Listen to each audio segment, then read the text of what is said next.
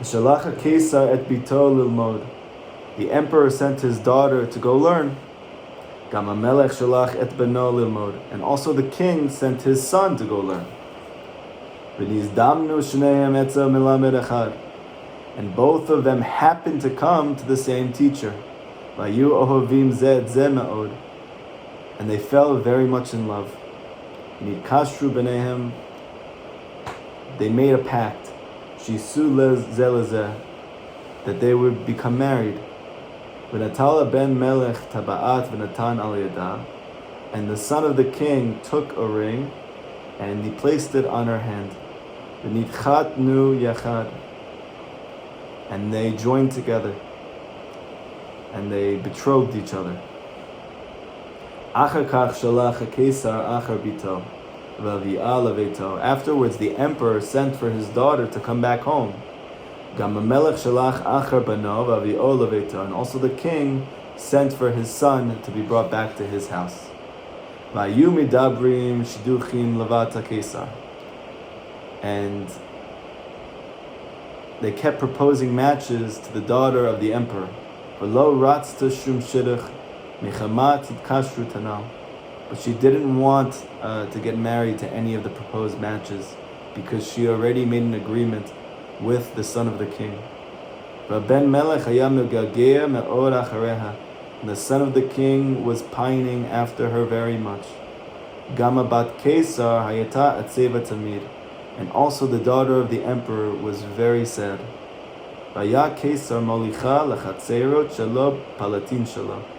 The emperor decided to show her all of the palaces and all of the estates that were really for her.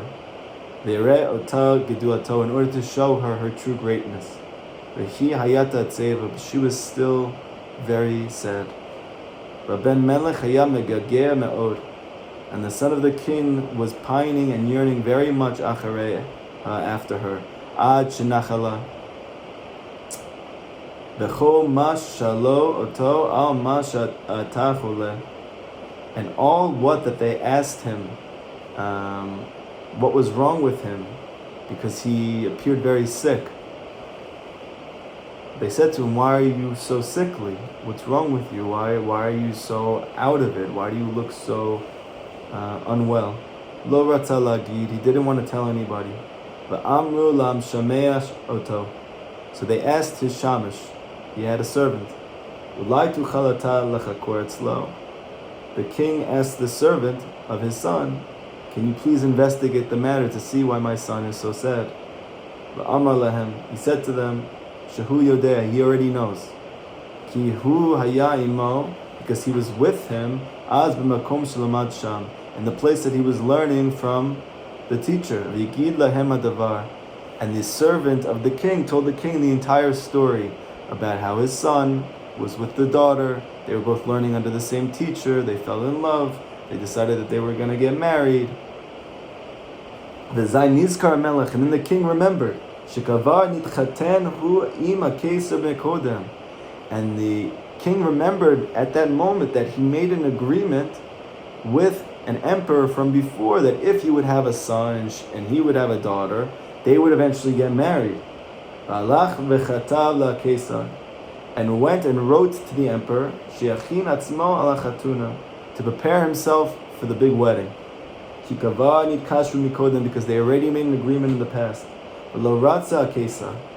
But now the emperor didn't want to do this. He didn't want his daughter to marry the king's son. Ach lo yachol la'ez usarev. But he didn't have the brazenness to call it off. Vashiv lo, and called for him. Shishalach hamelech beno elav. The emperor told the king to send the son to him.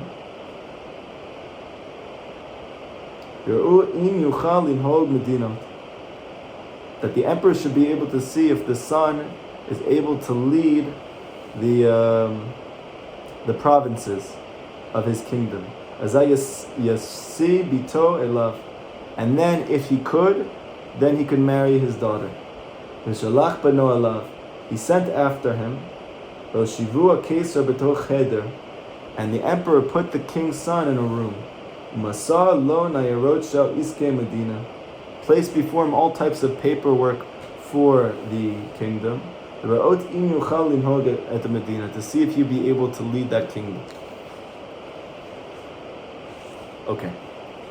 Now we are going to go back, and Bezrat Hashem, we are going to continue what we have built so far, the understanding that we have, and hopefully Bezrat Hashem to be able to draw some very deep wisdom and understanding from this, and most importantly to be able to activate that wisdom through tefillah, to pray, to turn what we learn into prayer, and to do our best to makayim that which we learn, because this is the ikar, this is the essence. Okay. So we said like this. The emperor sent for his daughter to come back from the place that he was learning, and also the king sent his son to come back. Actually, let's go a little bit before that. First, the emperor sent his daughter to learn, and the king sent his son to learn, and they happened to come to the same place. Okay. Now we know from previous classes that when the king and the emperor found each other, they actually came from faraway lands. They actually came from very distant places.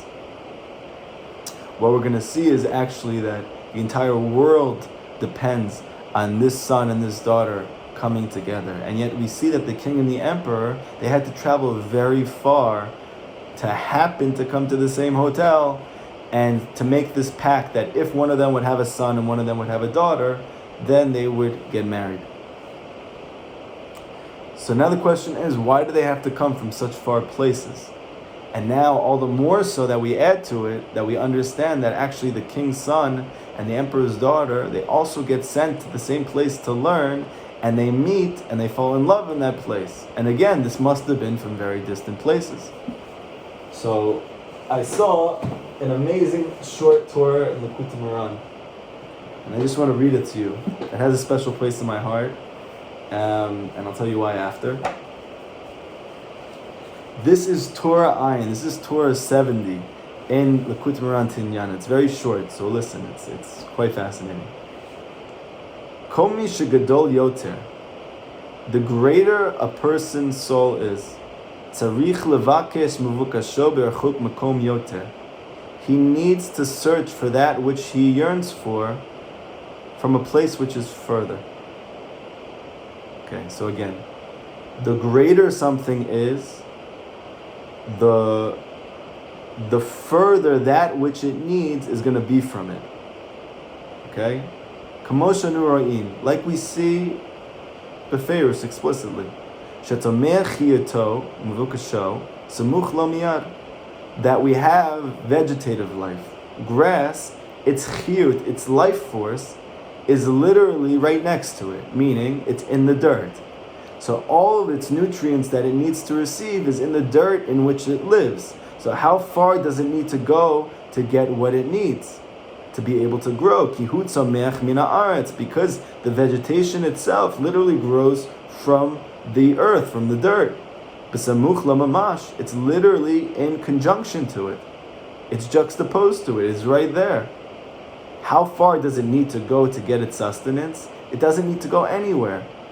So we might think, okay, obviously it's grass, it's vegetation, that's how vegetative life works. However, Rabbi Nachman is saying that there's actually a very deep spiritual phenomenon that's causing that grass shouldn't have to move at all to be able to receive its chiyut, to receive its sustenance. Ubehema umevukasha samuch lo gam ken ala aretz. And also, if you look at animals, right, those things that they need to be able to nourish themselves, they have to pasture for. That means that they have to search for what they need and go a further distance to be able to receive it on the land. They don't just stay where they are, they have to move a little bit to find their needs. Achu berachuk yoter katzat min hatzomech. But you notice that for an animal to receive that which it needs to go a little further than the grass does. Why? Because the soul of an animal is greater than the soul of a vegetable. The soul of animal life, Kabbalistically, is greater than the soul of vegetative life. And that's actually the reasoning, according to Kabbalah, why the soul is within an animal versus within a vegetable. You see also in the teachings of the Baal Shem Tov and the Arizal that there's Gilgulim, right? There are reincarnations that happen, and in those reincarnations, that there is a process in which that which is in vegetable life, once it is rectified, it moves up to animal life. And that which is in animal life, we're going to see, moves up to human life, right? So we see that the reason why things become more mobile and have to go further distances is actually because the soul is greater. It's on a higher level. And that's the reason Rabbi Nachman says that the animal has to travel further for that which it needs. Its chiyut, its life force, its sustenance. Aval ben Adam, however, a person, tzarich levakesh mevukasho berachuk yoter veyoter mina behema. A person needs to search much further than an animal does for its needs. Ba'al ken Moshe Rabbeinu alav shalom. And therefore Moshe Rabbeinu, the Tzaddik Yisod Olam, the Raya Mehemna, the faithful shepherd, the Manhigador, the leader of the generation, Shaya Gedol b'mala ma'od, that even though we know that an animal needs to travel further to get its sustenance than vegetative life does, because its soul is greater, and so too a person has to go further to receive its chiyut, its life force, that which it needs, not just to survive, but to thrive, to grow, to blossom, to live. It needs to go much further than an animal does, because the soul of a person is much greater than an animal, which is much greater than grass. And then we come to Moshe Rabbeinu, who's the greatest soul of the generation. He's the Tzaddik Hador. So then, Lechura, he should have to go the furthest for what he needs. Comes Rabbi Nachman to teach, Moshe Rabbeinu needs to travel from one end of existence to the other to find that which he needs. Where do we see that? This is the secret to why Moshe Rabbeinu had to find his wife in Midian. Because according to the greatness of one's soul, to that degree, he needs to travel further to find it. Unbelievable. Okay, how far was Tzipporah from Moshe? So we learned 2 parshas ago that Tzipporah was in a city called Midian. Midian, in today's parlance, would be considered, let's say, in southern Jordan, in Yarden, right? To be able to get from where he was in Mitzrayim to get to Jordan, he would have to traverse the Transjordan. That's about 250 miles. So when you didn't have cars and you didn't have different means of transportation that we have now, 250 miles is a lifetime away, right? So now we're learning something incredible. We know there's a famous midrash that I've spoken about in the past. They say, I don't understand. We believe b'emunah shlema that Hashem created everything in 6 days. And on the 7th day he rested, right? So what has been going on now for thousands of years of history? It's a manifestation of that which was created on those 6 days. So then really, what has Hashem been doing since those 6 days? Emunah Pashuta, an unbelievable question. If really be'emet, Hashem created everything in those 6 days, and that is what the Torah says, so then what has he been doing since then? So the Midrash says that he has been a shadchan. He's taken up a new profession. He's decided to mix and match men and women to get married.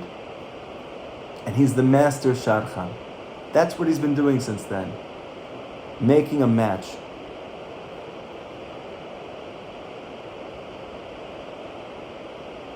Now we know that sometimes when people get married, they just have to go down the street, right? It's their high school sweetheart. Some people, right, that doesn't work out, and they only find their zivug in college. Some people, they don't find it in college. They have to travel to Tibet. They have to travel across the world to find their zivug across the world, right? Why does a person have to travel so far to find their spouse? Hashem's the one who's causing everyone to come together, and now we're learning a very deep thing. The harder it is to find your zivug, the further you have to travel to find your partner, the greater is your soul. So here's a huge paradigm shift. Because most of us are pining, are yearning to find our zivug right next to us, just like this. And yet it's so painful when a lot of the times that doesn't happen, or all the more so, you're struggling for many years to find your zivug. Or maybe it's not even close to you, it's very far away from you and you don't know that.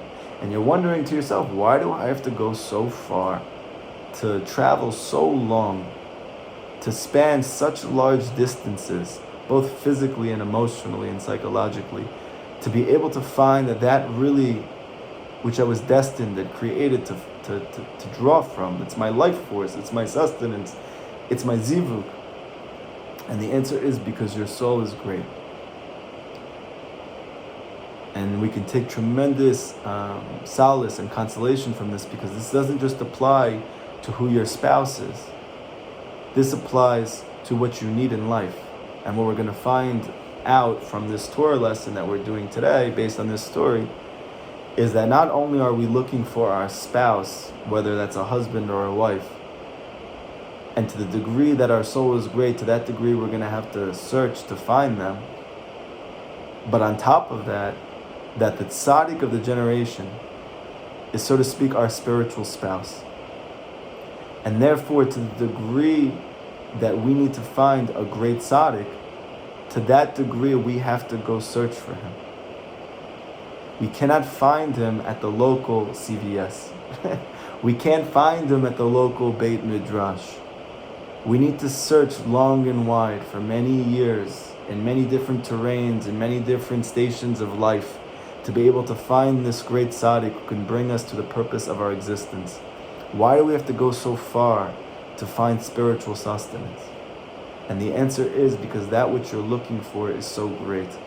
And to the degree to which we've been looking for so long to find our Rebbe, to find our tzaddik, to find our manhig, to find that person that we can trust and rely on and believe in the words that they say, to derive hope and joy and energy and life force and health from this person's perspective, their wisdom, their advice, their stories. To the degree that that person is great, and to the degree that you are great, to that degree you're going to have to find and look much longer and much wider. And therefore, if it's taking longer, and if you've had to travel much longer to find it, it should only go to show you how great this tzaddik is. And it shouldn't be a source of deflation for you. Because we know that Tzipora was destined for Moshe. How do we know that? Actually, Chazal, the sages, learn out from Moshe and Tzipora that all zivugim are destined. Meaning that the spouse of the couple is actually destined from before they come into this world for their spouse. And where do we learn this from Tzipora and Moshe? So we learn from the fact that Tzipora, it says in the Pasuk that Tzipora was asked to go to Moshe, LeMoshe, and the word LeMoshe, for Moshe, or to Moshe, is the same exact gematria as Tzipora, 375. So we see from here that Tzipora is destined LeMoshe, for Moshe, and that's literally the word that's in the Pasuk. That there's no inherent difference between Tzipora and Moshe, except that they have been split into different bodies and spread out. Now, why couldn't Moshe find Tzipora in Mitzrayim? Why didn't Moshe have to go so far, even from the Jewish people, to be able to find his zivug? And the answer is because Moshe was the greatest person in the world. And for the degree to which you are great, to that degree you're going to have to travel further to find your sustenance. And the proof, Rabbi Nachman says, is the way that creation works, that you see that the less vital, the less operative an entity is, the less it has to travel to find what it's looking for. So he says that grass, right, doesn't have to go anywhere to receive its sustenance. But then animals have to travel further. And then human beings have to travel further. And then whoever is the greatest human being in the world, meaning the Moshe of the generation, he needs to travel the furthest. Now, just as an aside, one of the reasons why this lesson means so much to me is because I myself struggled for so many years to find who I was looking for. And, obviously there have been people who have looked longer, right? But, some people it hurts them more. Some people it pains them more. Some people it eats at them more. I remember when I was a little kid, I was already searching for my zivug. Even when, they say, like, according to Freudian psychology, that men are not even interested in women, I was already looking for my other half. And over the course of my childhood, into my early adulthood, I got into relationships and I got hurt many, many, many times. And because, I care so much and I'm naturally sensitive and I give myself over completely to whatever it is that I'm doing, especially at an age where it's maybe not so normative, it could have been too intense, it could have been too much for those people, right? I was like an old soul. And I got hurt a lot. And I always wondered to myself why it's so hard for me to find somebody. Am I really such a bad person?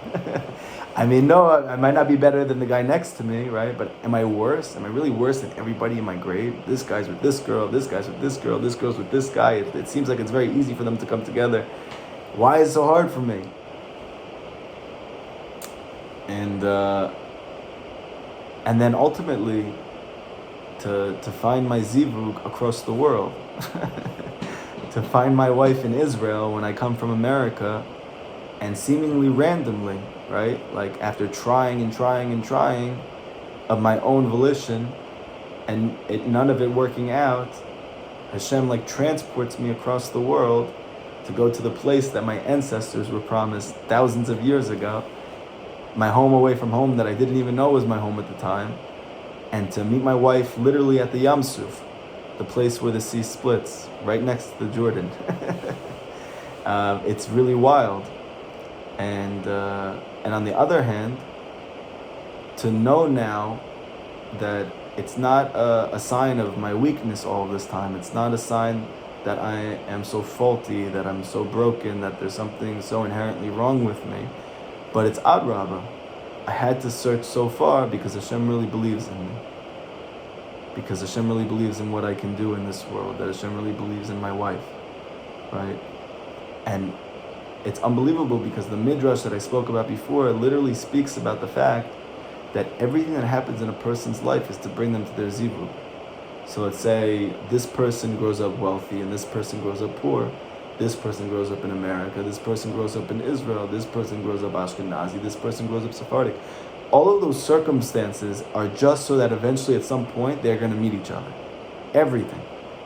So we see it's unbelievable because Moshe Rabbeinu was born in Mitzrayim. He's born in the house of Paro, which is already crazy. And he's going to be the Redeemer of the Jewish people. And yet he has to flee for his life. And just like Yosef Atzadik, these people who are so great, it seems like their lives are completely devolving, like they just fall apart. It's like a horror story for all of them. Obviously we see the end of this story, so we're like, wow, this is amazing, it's heroic, it's like a movie, and we revere these people and we draw life force from them, but that's after the fact. Like Moshe was 80 years old when he came back. So can you imagine how much pain he felt for 60 years of his life? That he was in Midian, right? And he was in exile, that he was in a foreign land, in a foreign place in Jordan. And he comes from Mitzrayim, and his brothers are in Mitzrayim, and they're suffering, right?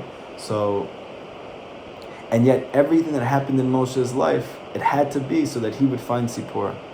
And on the other hand, Sipporah's dad was the biggest idol worshiper in the world. It said literally that Yisrael, that he experimented, not unlike people in our generation, with every type of spiritual avoda. He worshipped this thing, and he worshipped that thing, and he worshipped this thing, and he worshipped that thing. Maybe in today's day and age, it would be like he worshipped drugs, and he worshipped women, and he worshipped money, and then he eventually found Buddhism, and he worshipped the Buddha, and then he became a Jew for Yeshka, and he came back that way, and then eventually he did everything. And one of his daughters happened to be at that time, his father realized that he was wrong about all of it, and but he was already like the spiritual leader of that community in their Avodah Zarah. So he got put into Cherem in that community, and nobody would interact with him anymore. Because of that, his daughters had to go to the well to get water for the animals, when really nobody's daughters went to the well because it's dangerous for them to go when there's people pasturing and there's other men and there's no people around.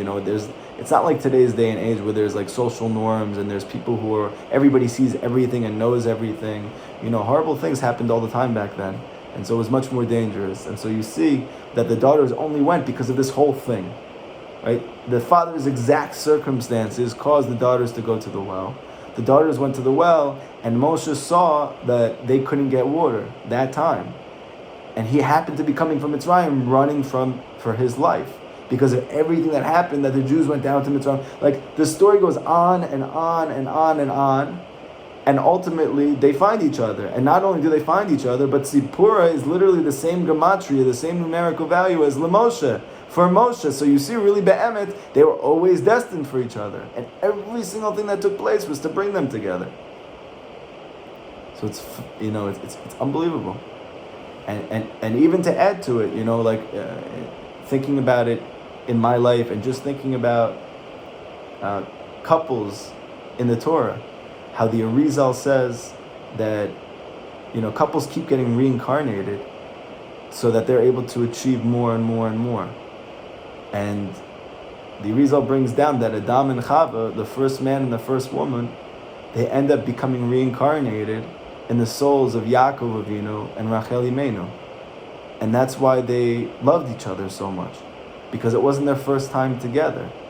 They were the first couple ever.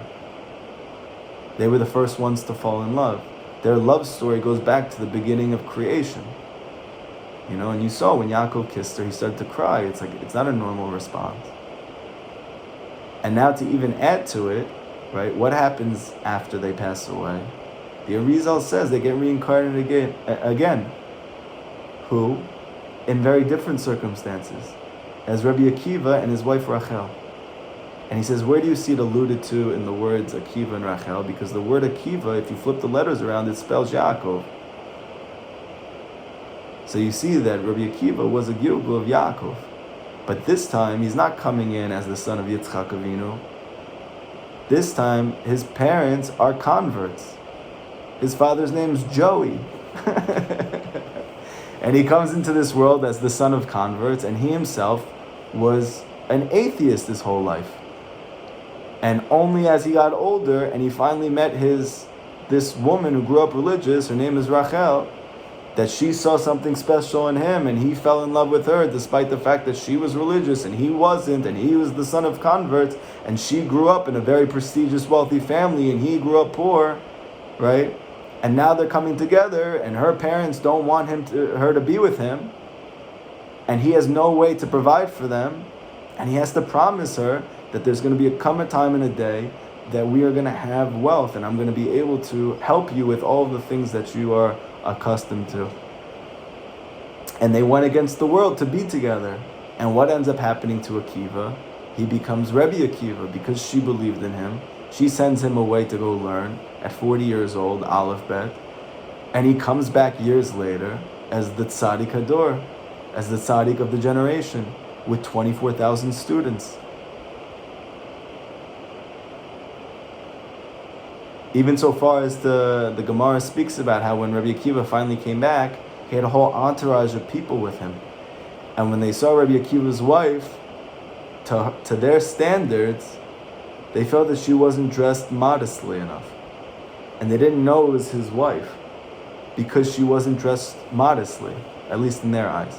Right? What would that look like? It would probably be the most modest person in the world today, but I guess to their standards, it wasn't. And when he came back to see his wife after all those years, and he came with this whole entourage of students, and they saw her, they blocked her off from seeing Rabbi Akiva, because they didn't know that it was his wife, and they didn't want him to see this woman who was dressed not modestly. So Rabbi Akiva said to them that everything that you guys have, everything that you guys have learned, is all in merit of that woman. And hinting to the fact that that's my wife. And so it's just amazing how that their story is not a one lifetime thing, which it would be enough, right? Rabbi Akiva's and Rachel's story is, you could make a whole docu-series about it. You can have a whole book series about it. But then all of a sudden you realize that they've been here multiple times before that, each time doing things that changed the world. And all the time it's happening with these unlikely circumstances, bringing them together. And all of this is just to say that we have no idea what's going on. And to know that, it's so important to know that we don't know what's going on. And that, I was thinking about it yesterday in my Hibodedut, like our faces are like right here.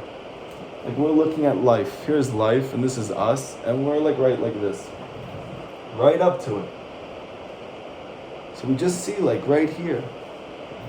But the world is so much bigger than right here. And we're in so much pain because we don't understand right here.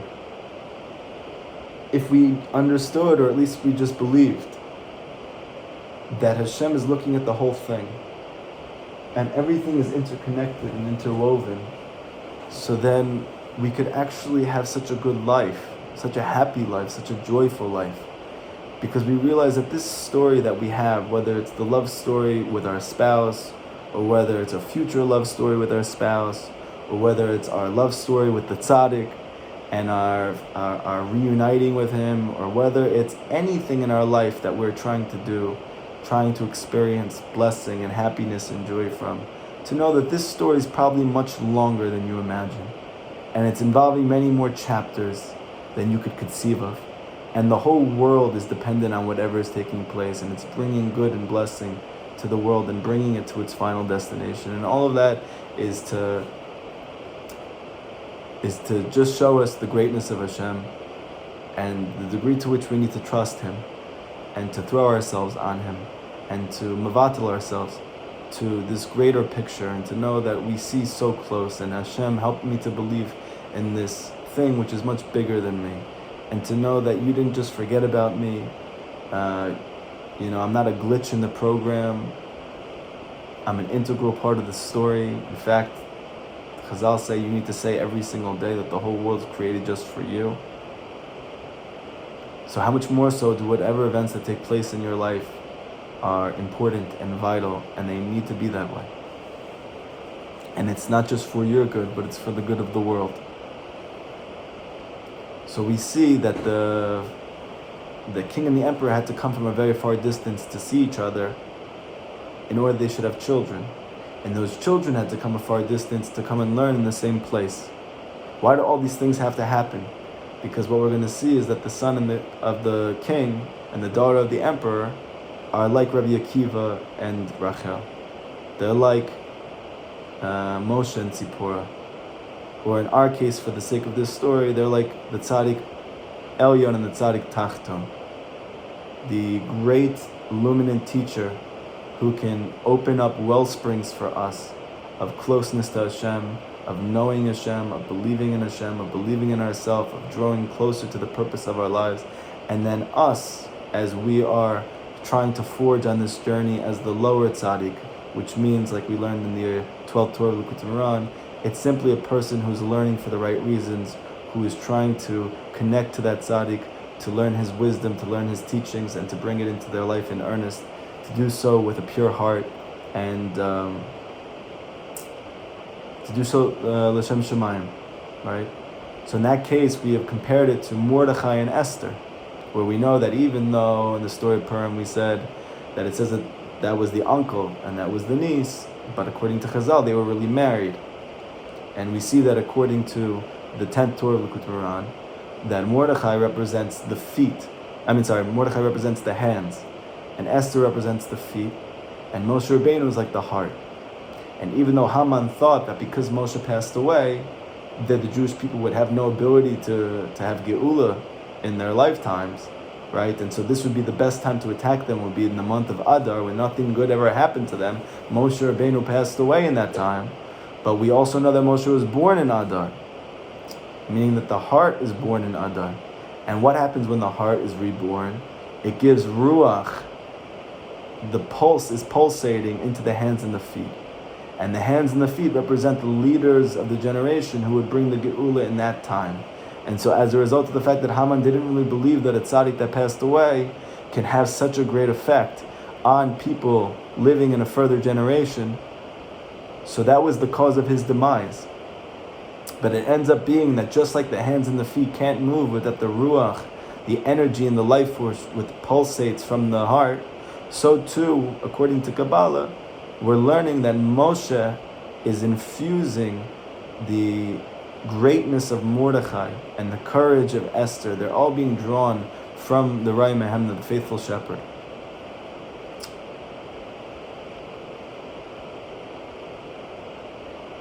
And they meet, but they get taken away from each other. Right? They fall in love, and then they get taken away. The king calls back the son, and the emperor calls back the daughter.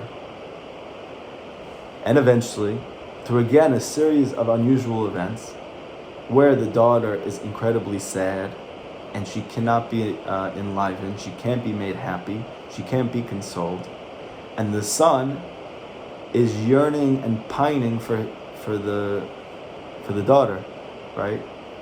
And what we brought out last time is that I noticed this, and I noticed it even more in preparing for this class.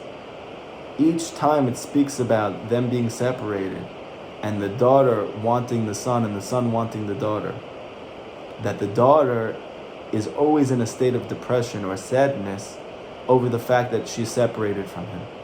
And whenever it speaks about him being separated from her, it speaks about how he's yearning and pining for her. It never says he's sad, right? And I think, again, this is a hint and a window into this concept of the tzaddik elyon and the tzaddik tachton. That as opposed to this great tzaddik, this great figure that we are trying to marry, the one that can open up perceptions of godliness for us, when he's separated from us, he doesn't get sad, because sadness is a unique function of the chassid. It's a unique function of the disciple. It's a unique function of the people in our generation who are very far from Hashem. Well, according to Kabbalah, it's called Malchut, right? It's the feminine dimension of spirituality. It's the souls that are drawn from this place in which, like the moon has no light of its own, so too we in our generation, so to speak, none of us have a light of our own. And that's the reason why we experience such a high degree of sadness and depression, or we at least have a greater affinity towards it.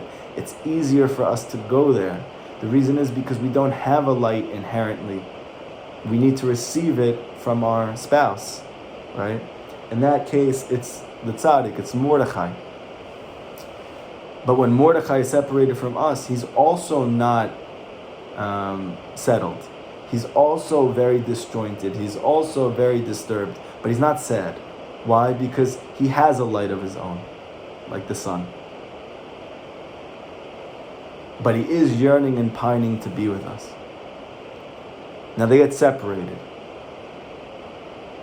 Now in the life, we're going to use the paradigm of Rabbi Nachman and Rabbi Natan, because really we have like this archetypal tzaddik elyon, tzaddik tachton. We have this upper tzaddik and this disciple, this student who genuinely wants to get closer to Hashem and is able to only do so through this greater light. That originally Rav Natan, when he was a child, he was minagid, right? He grew up in a home that was against Chassidus. And even once he saw people around him getting excited about it, he didn't want any part of it. Even though he was sad. He was clearly sad. And he was sad in his avodah, he was sad in his learning, he was sad in his davening, and he had so much. He grew up in a wealthy home. He was a tremendous mind, right? He was already a huge sage as a child. He knew poskim and shas at an unbelievable level at a very young age. Even his thoughts which disturbed him were inability to concentrate while he prayed because he was thinking about sugyas in the Gemara. That was his problems, right? And he just felt lifeless, and he was sad, and he was broken. And eventually his chavruta said to him, don't you think if Hashem is good, we should be able to feel that He's good? And he had like an aha moment, like, yeah, that makes sense. So he goes, don't you feel like there must be a pathway to be able to do that? Like, we should really check out what's going on with the Hasidim, because they seem to be tasting it and seeing that it's good. And it was because of that Rav Natan actually went to finally go to Rav Levi Berdichev, to Rav Zusha of Annapolis, to all the great Hasidic masters of the time. And ultimately what he kept finding, similar to the daughter, that all these proposed matches are coming to her, and they're great matches, but she doesn't want them. In the end, she refuses. Now the emperor doesn't understand, because on paper, she should be so happy. These are unbelievable tzaddikim. Like there have never been people in the world that have ever existed this great. And yet, she's not satisfied. She's still sad. Why can't she be satisfied? Why can't she be fulfilled? Because Rav Natan already has a zivug. He already has a besheret from before he came down to this world.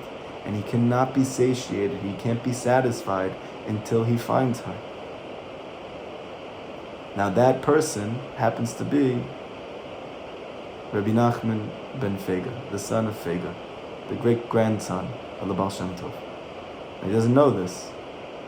And the only reason that he didn't go try to visit him, despite the fact that he was garnering this unbelievable reputation amongst people, that he had this tremendous light, that this tremendous fire that he imbued his students with, that they so pined and yearned for Hashem when they were close to him. But he was far away in Medvedevka, he was far away in Zlaplia. It was a very far distance from where he was in Nemirov. But ultimately, because of crazy circumstances, where Rabbi Nachman moves into a city for 2 years, and in those 2 years, there is a whole machloket, which still to this day is affecting Breslover Hasidim in a negative way. At that time, it was actually a threat to their lives. That there was a whole machloket that was started between Rabbi Nachman and the last remaining student of the Baal Shem Tov, the Shpoel Zayda. And he gave him hell. And he wanted to put Rabbi Nachman in Cherem, and anybody who would be associated with him would be kicked out of the Jewish community. And it had to take the coming together of Rav Levi Yitzchak of Berdichev and all the great Hasidic masters of the time, Rav Baruch of Mezhibush, that was Rabbi Nachman's uncle. He was the brother of Rabbi Nachman's mother, that was Fega. Rav Baruch was the grandson of Baal Shem Tov. And only when they all came together were they able to calm the situation down enough to not have that happen. But still, Rabbi Nachman had to leave Zlapli after 2 years. And it was because of that whole thing that took place there that he ended up going to Breslov. Now, on the way that he's going to Breslov, he told his chassid, I believe it was Rav Yudel, there was a great soul near Breslov. And when he finally got to Breslov, Rav Natan was told by his chavruta that Rabbi Nachman moved to Breslov. He's no longer in Zlaplia. He's very close to us now. And he said, I just went to see him, and he saw how his chavruta was davening with so much fire, and he was learning with so much fervor, and he wanted that. And so he decided, okay, so he's so close, I should go see him. So he went with his best friend, Naftali, who ended up being the other greatest chassid of Rabbi Nachman. And when Rav Natan got to Rabbi Nachman, this was, I believe, in the month of September. It was in the month of Elul, very close to Rosh Hashanah, and the 40 days of Slichot. And when Rav Natan got to Rabbi Nachman said to him, I'm not alone anymore.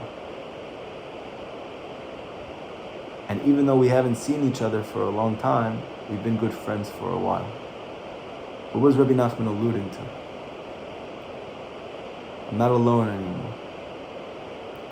When the Rav Chaim Vital, who was the great disciple of the Yisrael HaKadosh, right? The Yisrael was the greatest Kabbalist who ever lived. He was one of the pinnacle figures in Jewish history who completely changed the way that all the Jewish people in the world perceived Hashem, learned about Hashem, connected to Hashem. He was really the harbinger of Chassidus, because Chassidus is really the practical application of his teachings. And the Arizal himself was hidden for a long time.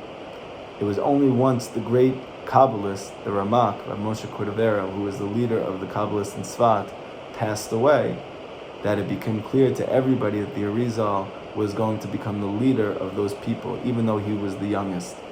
And he was the most discreet. They didn't even know how great of a tzaddik that he was.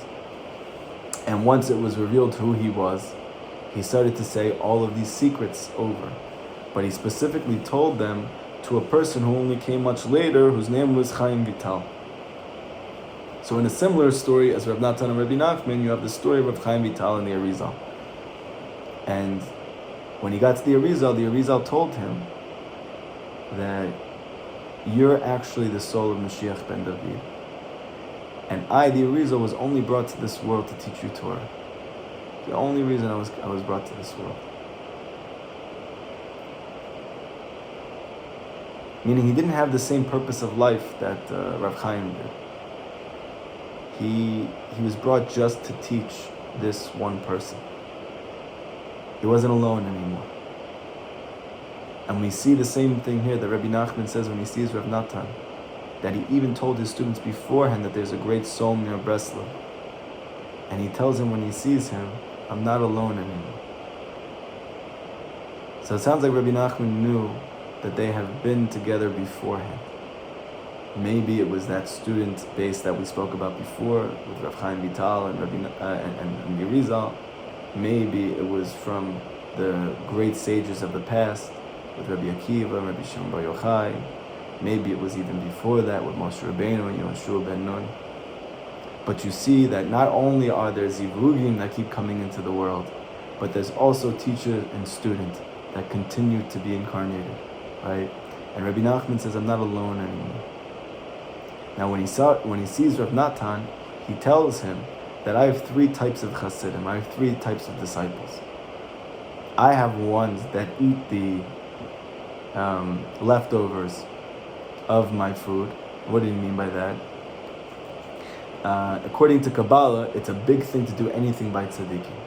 So even, let's say, when they're having a seudah, whatever they didn't eat, when you eat that, there's a tremendous blessing in that. So even still to this day, if you go to a tish, or you're by a Hasidic Rebbe, like I was in Queens once, we did a class over there.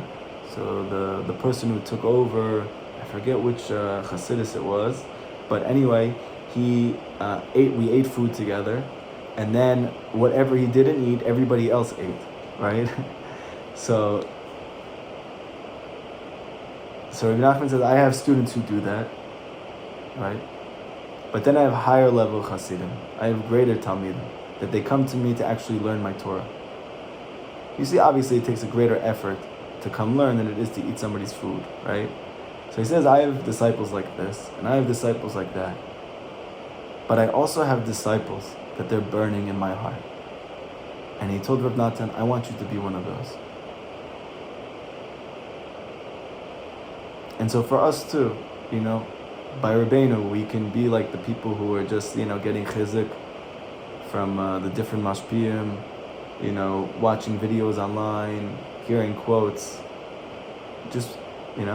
or we can deeply study his lessons and to be closer to him and to draw more nourishment, more life force, more connection to Hashem.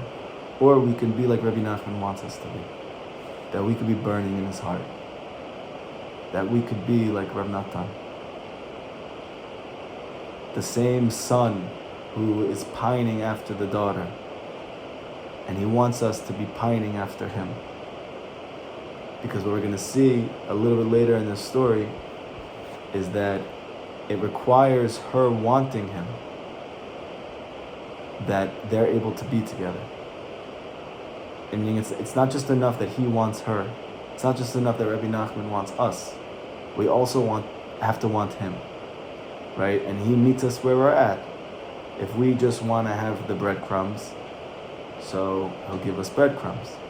If we want to be able to learn his Torah, so then he'll draw deep wisdom into us. But if we want complete tikkun, we want to totally transform our lives, so then we need to be burning in his heart. And the way that we do that is that he's burning in ours. Unless the person comes to think to themselves, well, but he passed away. So we see that the secret is in Purim. That's what Haman thought also. And yet we see that the life of Moshe, the life of the tzaddik, is so intense. And in some ways, he is operating at a higher level, just in a hidden, covert way. And not only can we connect to it now, we have to. Because it's our zivug. And because the souls in this generation are so far, because they're actually coming from a higher place, they have to go further to find that zivug. And it needs to be through more difficulties and more challenges, less likely, less normative ways. But not to think that we can't achieve what we need to achieve this way. Rabbeinu said we're going to be able to. He said that I have achieved and I will achieve. And his whole entire mission was to bring tikkun to every single Jewish soul. That was it. He even told his students, he said, I'm not here the same reason you're here. I'm not here for tikkun. He said, I'm here to help you. So too we have the son and the daughter. When the daughter is not with the son, they're sad, because we don't have a light of our own. Our light is with our husband, is with our spouse, is with the tzaddik emet. He has a light of his own, but he's also not whole, because he has nobody to help. He has nobody to give it to. And so he's pining and yearning for us. And we're meeting now. And it's up to us to decide, do we want to have breadcrumbs? Do we want to learn his Torah and meditate on it deeply, study it every day? Or do we want the Rebbe to be burning in our heart? And if the Rebbe is burning in our heart, we'll be burning in his. And we'll achieve all the things that we wanted, and so much more. And just as an aside, there's a whole Torah in the Quran where Rabbi Nachman explains that the tzaddik of the generation is the master shadchan, just like Hashem, he said in the Midrash. And he brings a whole incredible Torah lesson where he speaks about how every single soul is a letter in the Torah. The letters in the Torah are spread out far and wide, right? There's 24 books of Tanakh. Now you might have one soul who's in Bereshit, and you have another soul who's in Sefer Yeshaya. How do they ever meet? You need a great teacher who's able to come up with Torah lessons, expositions, wisdom, advice, which is linking together and drawing together these two seemingly disparate sources. And Rabbi Nachman says when that happens, it actually brings those souls together, because each of those letters is really a soul. It's a very deep thing. So to the degree that you are attached to this tzaddik, to that degree you're able to find your zivug, because it's only him who's able to bring these very far souls together, right? Because the greater a tzaddik is, the more he's able to bring together different disparate parts of the Torah. And this is one of the features that you see very clearly in the Quran, that anybody, as Rav Natan use the language, with a brain in their head, would see that there's nobody who has a greater grasp on all of the different sections of the Torah than Rabbi Nachman. In every single lesson in the Quran, he is quoting all of Chumash, all of Tanakh. He's quoting the Shulchan Aruch. He's quoting the Zohar and Tikkuni Zohar and Zohar Chadash. He's quoting the Kitvei Ari. He's quoting all the Midrashim and the Midrash Tanchuma, right? He's literally drawing from every place and bringing together Torah lessons. Now, as he's doing that, he's also bringing together couples. And to the degree to which that tzaddik is burning in our heart, to that degree, we're able to find our union as well. Unless you think, like, okay, well, I already found my spouse. But a zivug is not a one-time thing. You have to get married every day. like anybody knows. Just because you were good yesterday does not mean you're good today. Right? Just because you were a good parent yesterday doesn't mean that you're a good parent today. Just because you felt very connected to Hashem yesterday and you were flying high doesn't mean today you have to start over again every single day with all aspects of your life. Right? Part of the reason why we struggle so much in the different arenas in our life is because we assume one day transfers to the next, and it doesn't at all. And there's nothing wrong with us because of that. It's not because it's not real. It's not because it doesn't hold weight. It's nothing to do with that. Every new day is mamish a new world. Rabbi Nachman once said, when they came, he said, "Tell me the news." They said, "There's no new news." He said, "If there's nothing new, there's no reason for me to be here." What does that mean? He was trying to teach them, there's no such thing. If there's another second in this world, there's something new happening. Because if nothing new is happening, the world wouldn't continue to exist. There's no point. Every new day is to be able to give you a new opportunity to get closer to Hashem, to connect deeper to Hashem, to become a better father, to become a better mother, to become a better spouse, husband, wife, to become a better Eved Hashem, to become more connected, to be a better child, a better whatever, everything, to be a better owner or employer or employee, just every day is new and you have to start over again completely each day. Don't think that it's coming from yesterday. Just start over again. When you learn like you never learned before. Pray like you never prayed before. When you're with your spouse, don't assume like, okay, the same person, same pajamas, same look on his face. No, this is a brand new person. Brand new. And when you know that, you can emanate that light to them, because they're going to feel that. When you come to them, it's like, wow, remember the first time that we met? But it's always like that. It's just a matter of building that into our consciousness. Everything is new. And that's what Rabbi Natan noticed by Rabbi Nachman all the time. What was so unbelievable about him? How was he able to do so much in his lifetime? Because every moment was brand new for him. It was real. When Rashi says that we have a mitzvah of, we say in Shema, that Hashem gave us the Torah Hayom. What does it mean Hayom? It means like literally it should be for you like today you got the Torah. Rabbi Nachman doesn't take things figuratively. It's like, okay, so I'm going to do that. It should be literally for me like brand new. Every time he taught, it was like he never taught before. Every time he ate, it was like he never ate before. He would build into his consciousness this newness.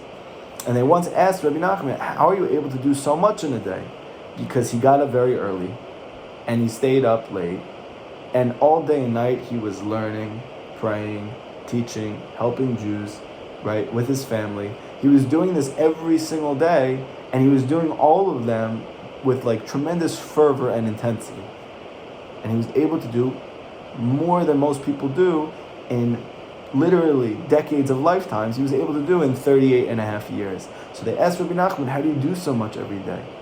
And he said, you think that if I thought about doing this again tomorrow, I'd be able to get up and do it tomorrow? There's no way.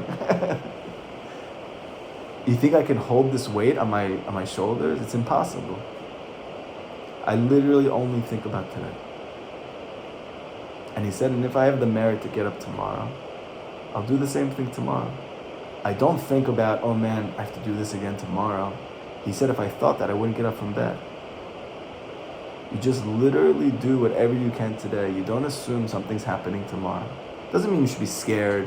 Maybe my life's going to get there. You know, nothing like that. But just like, appreciate the moment. We see all the time things happen to people. Like we just spoke about earlier in this class. People get taken. Things happen.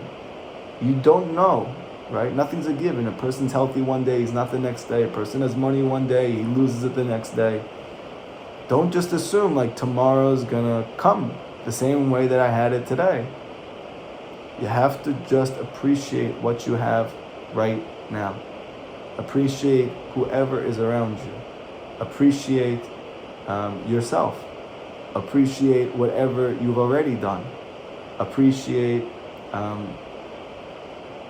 whatever you have. One of the reasons why Rab Natan had his life changed by Rabbi Nachman was because he really made him realize that he already has so much. And Ashreinu, like we're just like pining and yearning and searching constantly. Part of it is coming from a good place, but part of it is just we don't really believe that what we have is good. We don't really believe that what we have is what we need. Right? I heard Rav Kivak, he's giving a shiurim on the 23rd Torah of the Quran. Speaks there about the mezuzah. It's his famous Torah about the mezuzah. It's an unbelievable Torah about mezuzah and work and business and making money. It's mind-boggling. Anyway, one thing that Rav Kivak brought out was that a mezuzah is even higher than tefillin according to Kabbalah, which I never heard before. It's unbelievable. And a mezuzah applies to everybody, right? Tefillin only applies to men. Mezuzah applies to both men and women. Everyone needs a mezuzah. Now, what is on the mezuzah? You see the word letter Shin, Dalet, Yud, Shakai. Okay, this name Shakai is corresponding to the sphere. All the different names of Hashem are corresponding to different spherot. This name Shakai is corresponding to the sphere of Yesod, the Brit, right? Now, what's the ikr of the name Shakai? So the Midrash says that Sha, ... Dai. That Hashem said enough to the world, meaning that Hashem created the world, and the Midrash says that if the world would have just kept expanding, which fits very much with the modern approach of perceiving the beginning of creation, that there was like this tiny point that kept expanding and that eventually stopped. So the Midrash speaks about it. It says that the world was initially created like the point of a mustard seed, and then it started to expand and expand and expand. And then Hashem said, "Die." He said enough. And Chazal learned from this name Shakai, which we're learning about is connected to the Yesod, right? The Brit Milah. What do you do with the Brit Milah? You're literally saying enough, right? You have an area which is very sensitive. You have an area which is life-giving. You have an area which is very fundamental, but you don't need so much. Enough, right? Die. But really, what does it mean? It means very simply, whatever I have is enough. Die. It's enough. When you leave your house before you go to work, you're supposed to kiss the mezuzah because you're supposed to remember, die. I have enough. Why are you supposed to remember that? So you can go to work honestly. So you can go to work without stress. So you don't have to work like a dog 20 hours a day to make a buck, because whatever I have is die. It's enough. And when you get back home and you kiss the mezuzah, and either you walk home and there's nobody in your home, or you walk home and you have a spouse, or you walk home and you have kids, whatever the situation, you kiss the mezuzah, die. It's enough. Whatever I have in this house is enough. That's what the mezuzah means. It's higher than tefillin, Rav Kivak says. And applies to everybody, all the time. How many times do you pass through a mezuzah? More times than you learn Torah, more times than you put tefillin on, more times than this, more times than anything. You're constantly kissing the mezuzah. What should you be thinking about? You have a deep opportunity right then to be thinking about, I have enough wherever I am. There's no such thing as FOMO, right? Fear of missing out. It's a non-Jewish thing. The mezuzah is to tell you Hashem exists, Hashem runs your life, He's orchestrating every part of it, He's giving you always what you need, and nowhere more so than in the place where there's a mezuzah. It's enough. Whatever's going on in there, it's enough.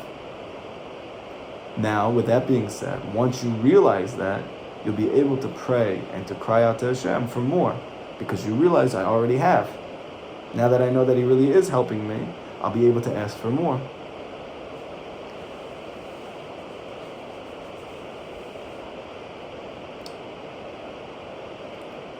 So they get separated. And now we can understand something amazing, right? Where was Rabbi Nachman our whole lives? Why did it take so long to find someone like that? Or maybe even now that I found him, but I'm still having a hard time connecting all the way. Or I'm connecting, but I'm struggling, right? Why is it so hard? Well, however hard it is, to that degree, this relationship is going to change our lives.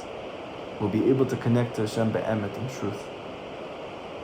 Rabbi Nachman has a whole lesson in Kutzmaran. I was thinking about giving over, but it's a little bit late now. Maybe we'll do it next time. About how this figure, this tzaddik, he's able to draw the deepest perceptions of God consciousness into the lowest of places, into the feet. And our generation, according to the Rizal, all of the souls are coming from the feet. So as a result of that, we need Moshe more than ever. And then Rav Natan comes out based on this and says that we have to, how much do we have to cry every day to Hashem to find the Moshe of our generation, to find the tzaddik of the generation, to have Mashiach come, that we should be able, as the feet, to be able to receive this great light so that we can also get to where we need to.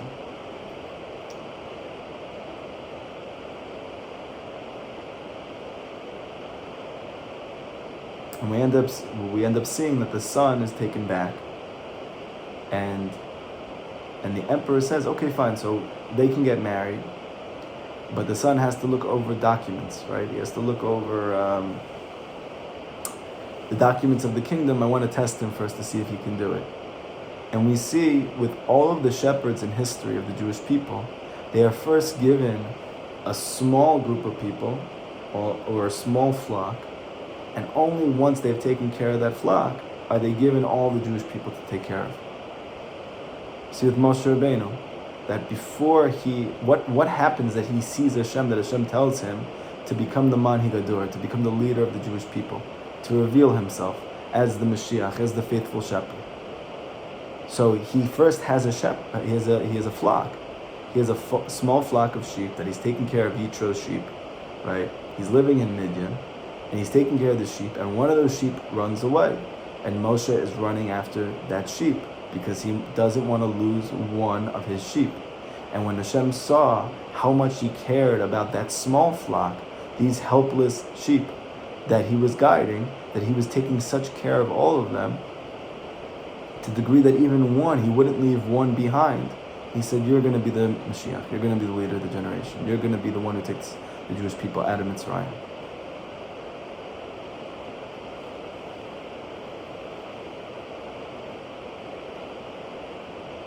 We see that King David as well, that he was taking care of flocks, right? He was taking care of a flock. And then even once he became king at 30 years old, right? 33 years old, 33 years old. So he was only the king of Yehuda. He was only the king of Yehuda in Hebron for 7 years, right? And only after Hashem saw how he took care of them did he become the king of Israel for the next 30 years until he passed away at 70, right? And the list goes on and on. Everybody had a flock. Even Noach, right? Noach took care of all the animals on the boat. When Hashem saw him take care of all those animals on the boat, he restarted the world through Noach. And Noach was that original archetypal tzaddik, okay? And so too, that the Lubavitcher Rebbe says that the Mashiach is not going to be born Mashiach. He's going to have to grow into it. Yeah, he's going to have to start to learn, to pray, to eventually have a small flock. The small flock eventually will become a bigger flock. And then when Hashem sees that he takes care of them and he's working on himself, then he will inherit the soul of Mashiach, and he will inherit the soul of Moshe, and he will be able to be the faithful shepherd that we're all waiting for. But Hashem needs to see that first from him. And you see as well by Rabbi Nachman that his whole life he didn't want to be known at all. Even though we know about Rabbi Nachman now, and it's interesting because how he spoke about himself, you would think like he was like, mamish pining and thirsting that everybody should know him. It wasn't the case at all. He literally hid everything that he did growing up. When he was a little kid, his parents didn't know what a tzaddik he was. Right? When his parents went to sleep, he used to go out to the fields and to pray in his bodhidus for hours by his great-grandfather, the Baal Shem Tov, and then he would come back before his parents woke up. Right? He would go into the mikveh in the freezing cold. He would go to school. He would pretend the reason he was wet is because it's raining outside. Really, it was because he was in the mikveh and he was a kid, right? And then even when he got married, his wife's father did not know that he was a tzaddik at all. He didn't know that he was a Talmid Chacham. He didn't know any of that. And in fact, he was really disturbed when he met Rabbi Nachman because it didn't seem like he knew a basic Mishnah. And it ended up being that, like, as time went on, something happened where somebody had a question on something, he answered it, and then his father-in-law realized that he was a hidden tzaddik. And then from then he started to gain a following of people who just wanted to be close to him. And then he became revealed, right? Same by the Baal Shem Tov. The first 30 years of his life, nobody knew who he was. And then he was taking care of his hidden flock, his small flock. And when Hashem saw that he had taken care of them well enough, with enough self-sacrifice, with enough fervor, with enough passion, with enough compassion, he told them he needs to reveal himself now.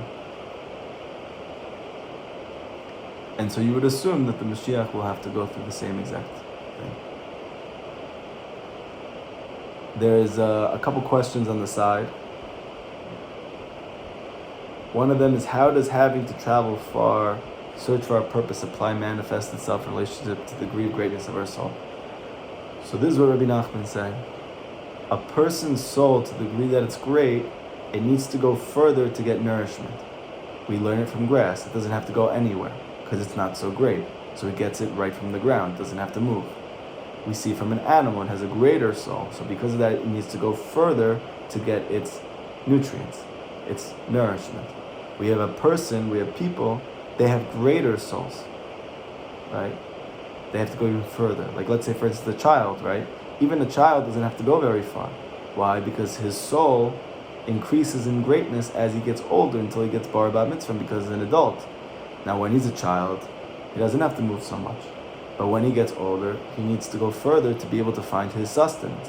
When he's an adult, he needs to travel further, much further, to be able to provide for his family, to be able to get food from the supermarket, to be able to farm or whatever he's doing, right? So how does it relate?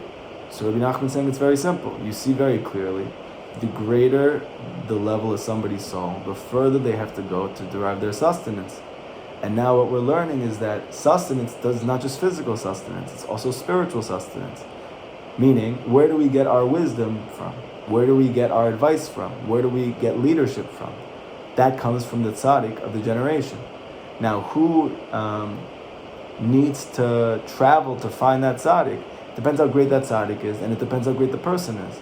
If the person is not so great, and the tzaddik is not so great, they don't need to go so far to find each other.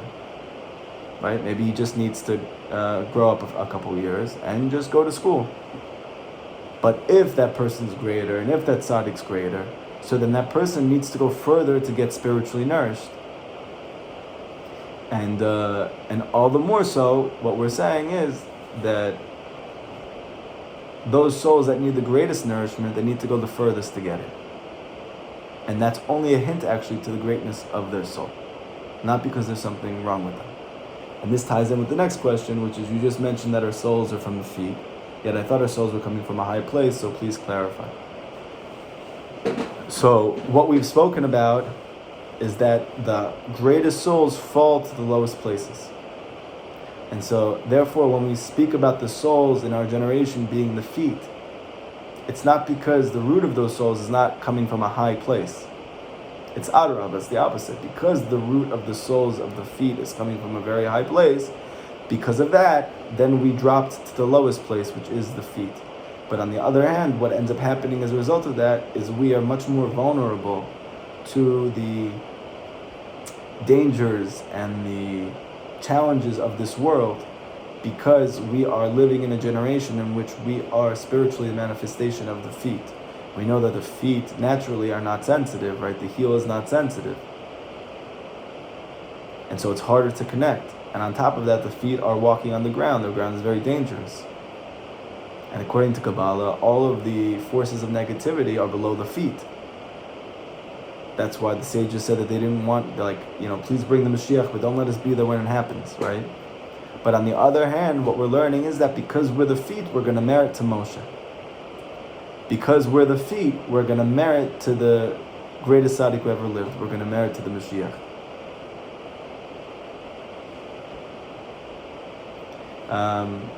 Did that make sense for Chaya and Batya? Did you guys understand that?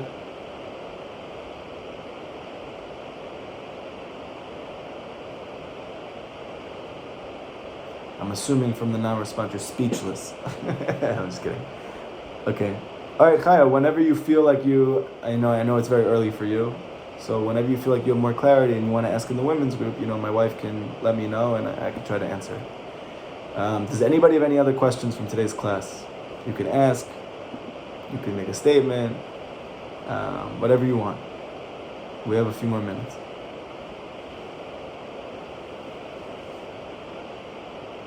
Don't be shy. Anybody?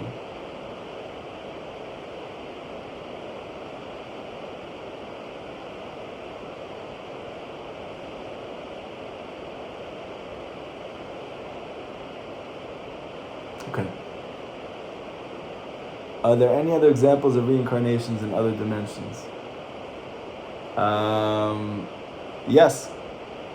So there was Rabbi Nachman has a Sicha in Sichot Oran, where he speaks about when you are going to journey, right? You have to journey somewhere. If you have to, don't resist, because there is a great purpose to that journey. The fact that you have to go is evidence, it's testimony to that. Now, what do you have to do there? So Rav Tzvi Aryeh Rosenfeld, right, the great American Breslov Chassid who brought Breslov Chassidus to America, the father-in-law of Rav Chaim Kramer, who came out with Breslov Research Institute and all the Perushim and the different works of Rabbi Nachman. So Rav Tzvi Aryeh Rosenfeld explains that the Arizal, there's a story with the Arizal where he brought his students out to the forest, he brought them out to the fields, and he told his students that, do you know how important it is that we're here? And they're looking at each other like, no. And so he said to them, you see this rock where I just gave this Torah discourse that I'm sitting on, right? He said, do you know that this rock has a soul in it? And this soul used to be a person. And because of its actions and because of things that it's done, it's come back to this world. And it's now incarnated as a rock. And it's been looking for a tikkun, for its soul, for hundreds of years. Waiting for anybody who would say bracha, anybody who would say divrei Torah, anybody who would pray here. And because of this class that I just gave you right now on this rock, the soul in this rock has been elevated and it's received its tikkun. So there is another example. There's many examples from the Arizal, there's many examples in Kabbalah, there's many examples from Hasidic masters, and examples of other couples in the Torah. The Arizal speaks about a lot of different ones. Can't think of ones off the top of my head, but Bezrat Hashem, maybe in the next class or over the week, I'll try to provide more examples. But the one that I gave you is really like the power couple. They're like the main couple that everything is revolved around. Yaakov and Rachel, Adam and Chava, Rabbi Akiva and Rachel, and we know that Mashiach also has to get married, right? I once heard from Rabbi Yitzchak Ginsburg, he explains that as opposed to Moshe, that he separated from his wife in order to be able to have that high level of devekut with Hashem, that the Mashiach will be fully married, present, right? Just like a normative person in our generation. So maybe you could say, or we'll find out that that's also a revelation of that couple again.